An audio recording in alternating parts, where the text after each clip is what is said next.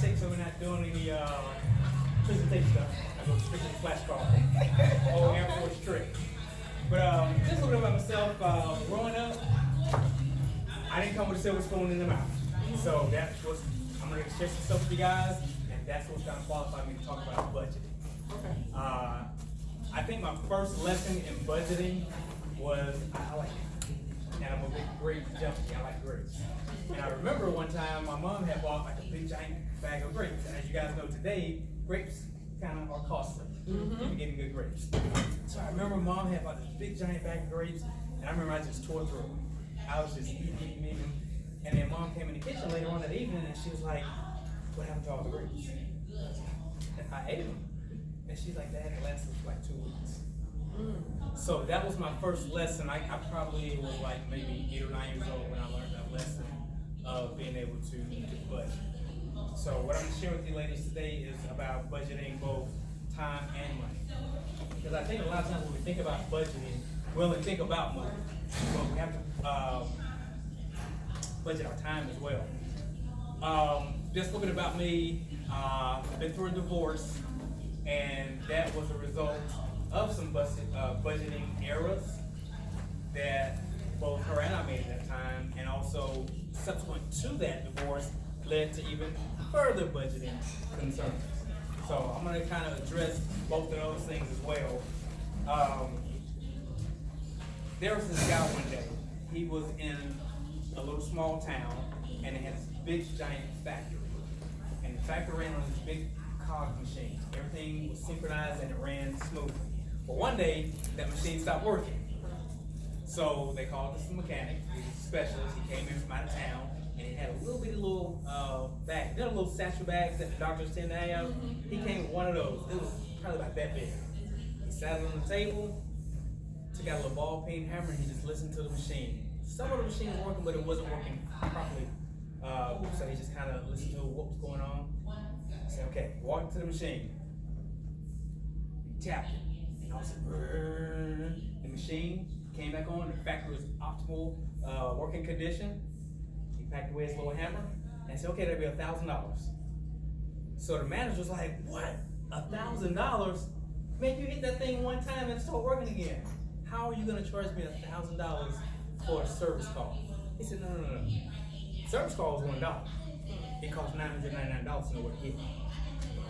So I say that to say, you gotta know what hit in business. You gotta know your numbers. And that's one of the most important things in business, I think, is knowing your numbers. A lot of times when we get started in business and it's like, well, I think my business can run this way if I do this. But if you don't have concrete numbers, it's not gonna work out that way.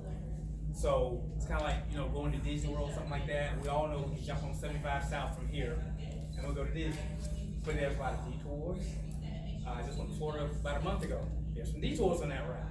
That'll take you off, put you on the turnpike, put you back on, and so forth like that. You have to go through some towns. So again, it's about knowing your projection and knowing your numbers. So that's what I'm talking about. With the Young Moguls, you guys know Kenny and Katie and I'm children's. And every once in a while I may say y'all. Every once in a while I'm from Atlanta, I'm a Grady baby. So I never prided myself on having proper enunciation. But one thing I want to talk about with your Young Moguls, starting off knowing that foundation starts with banking. We have to teach the kids about banking. So if your kid does not currently have a banking account, get him a banking account. Sean, should I just get him a savings account? No, get a savings account as well. But have a savings and checking, and what we do is we allow them to do all their own transactions. So whenever we have an event, they're responsible for knowing how to operate the merchant account. So they know how to swipe, key, and chip. And it's important that we do that. So oftentimes we can kind of look at it like, well, you go ahead and sell the product, be the cute face for the image, and I'll run the numbers. But if they don't understand the numbers and understand that budget, they're not going to truly respect their business. Someone was talking earlier from the stage about when you put your child in that position of using their money, they see things quite differently. And like Kennedy, she is the biggest one. "Oh, daddy, let's do this." She's a daddy's girl. But when I say, "Okay, you gonna pay for that?" "Ooh, wait a minute, Dad, we didn't discuss that option." but they tend to take care of the stuff better. They tend to budget better. And one thing we do at vending events is that the kids would like to support either other businesses or it could be an outside event, like, look, slushy, okay, well, you know what you need to do to create the income that you need to create so that you can purchase that. But then we also teach you too, you don't want to eat all your seed money either. And I think that's one vital mistake when it comes to budgeting in our kids' businesses. Of course, we all love each other. A lot of times we do vending events where there's other partners or people that we know, friends. But if you get all your bird seed and then you go spread all the bird seed out, the whole vending event was for naught that day. So we have to be able to teach the kids that. And that's why it's important when I talk about banking is to be able to establish the banking account with them, teach them how to operate. You know, kids you can go in, they know exactly what to do. Count your money before we go. Count it again. Write it on your little envelope and stick it inside their bank envelope. They got little bank envelopes. We go in and I just stand there and I supervise. All right, do what you got to do. Get your deposit slip, fill it out. You know where your account number goes. You know the amount. If you're gonna cash a check, for an example, but you want to get a deposit back, they have to know how to do all that stuff. Use your telephone, calculate it out and everything, so they come up with their exact numbers. This way, they can better pay attention to their numbers. Just this past weekend, Kennedy wanted I gotta get it right. Remember I told you I don't know the difference between a gigabyte and a mosquito bite. She wanted an iPod. That's the little thing, right? The little music thing? Okay. iPod and iPad, I don't know the difference. But she wanted to get an iPod, and it was $200. Now her mom told her, no, you can't have that. You know, when we're talking about the blended family. So that, I'll talk about that a little bit too. Being able to budget the child's mindset. Because when she comes back home with us, we got to kind of reprogram a little bit and deprogram.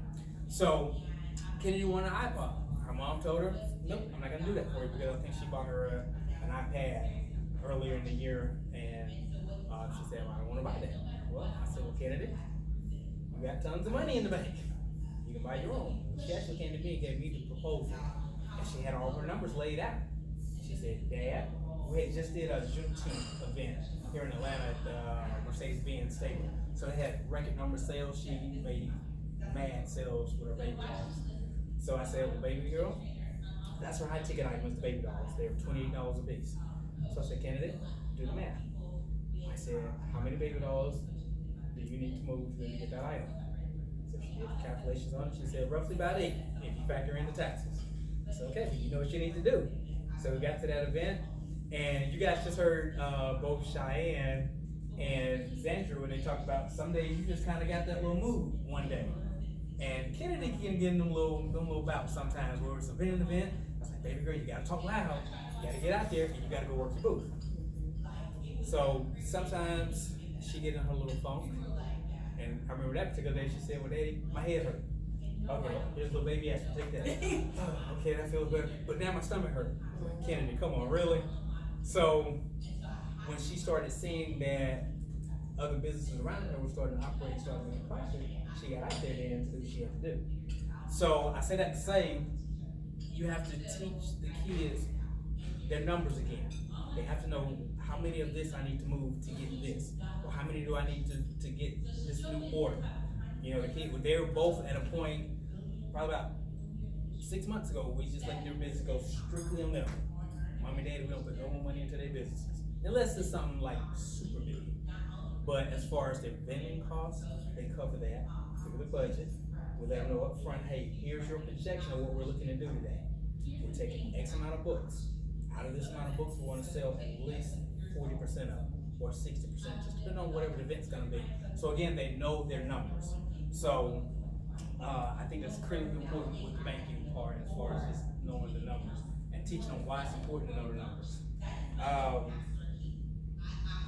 Another thing too with budgeting is raising capital.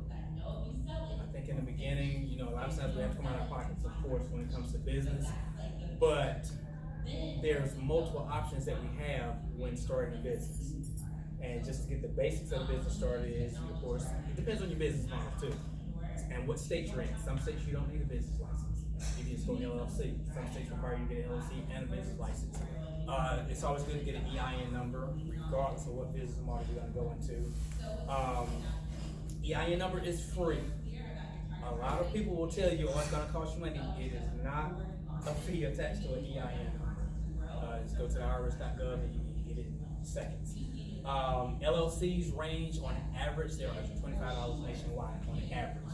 Some as low as $50, upwards to $500. I think Texas and Mississippi like $500.